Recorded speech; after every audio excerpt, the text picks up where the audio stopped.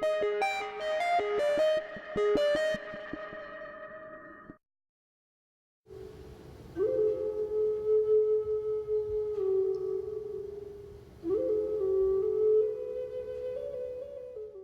evening, San Quentin. I'm Troy Williams out here with Father Boyle, Father Gregory Boyle, author of Tattoos on the Heart and founder of Homeboy Industries. I love his book, Tattoos on the Heart. I've only read it 3 times. Homeboy Industries is the largest gang intervention, rehab, and reentry program in the country. It's a place for lives to get transformed and to people to kind of have a second chance.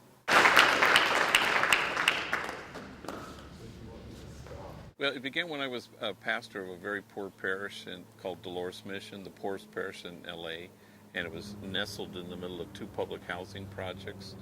And in those days we had 8 gangs at war with each other in those 2 projects, and so we just started to do things as a community. We started a school because most of these kids weren't going to school and nobody wanted them, junior high age gang members. Then they said if only we had jobs. Thank you very much for tattooing me. So what are some of the challenges that, Homeboy Industries has been able to face, and what have you done to overcome those challenges? Well, the biggest challenge always is financing everything, because it costs a lot of money but you want to stand as a symbol to the world. What if we were to invest in you rather than just endlessly seeking to incarcerate our way out of this problem? But the ultimate goal is to create a community of kinship such that God would recognize it. Where there is no us and them, there's just us. If kinship was our goal, I suspect we would no longer be promoting justice, we would be celebrating it. For no kinship, no justice. No kinship, no peace. And honest to God, what you fostered here in this place is kinship, a place of mutuality. If people demonize gang members, then they would demonize me for helping them. People always want to say, why are kids lured or drawn or attracted to gangs? And I don't think that they are, frankly. I think gangs are the places kids go when they've encountered their life as a misery, and misery loves company. I believe that they're not seeking anything when they join a gang. They're always fleeing something. Last week, a kid said to me, my neighborhood made me who I am. And I said, no, it's kept you from who you are. Why? Why do you do what you do?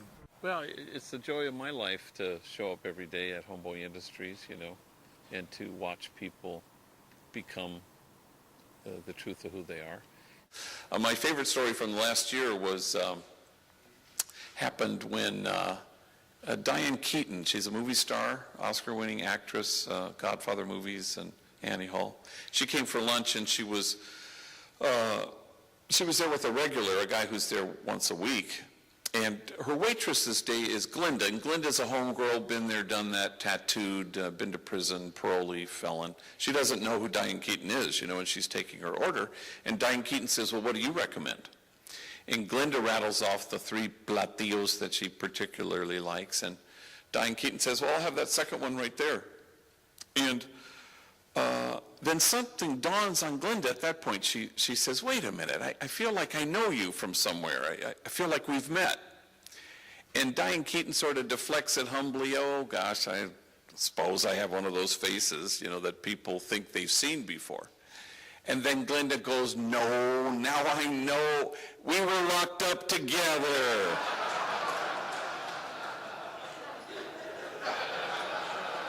We're a very mixed group in terms of African American, Latino, Asian, men, women, and they all have a kind of a profound wound that they have to engage in the act of healing of that wound.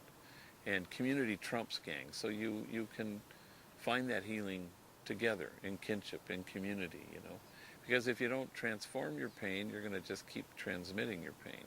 To change the subject, I look at Jessica and hey, what are you going to study at Humboldt College? And she was very quick, forensic psychology. I go, damn, forensic psychology. And Bandit chimes in, yeah, she wants to study the criminal mind. And Jessica, very deadpan, she turns, looks at her father, and she goes like this, you know, and What is like the most rewarding part of your work, of what you do? Well, you know, somebody said about poetry, you know, if it ain't a pleasure, it ain't a poem, you know. And that's the true of life. You know, I think that it has to be joyful, and we have a duty to delight, to kind of pay attention and stay present to who's right in front of you, you know. Yeah. Right.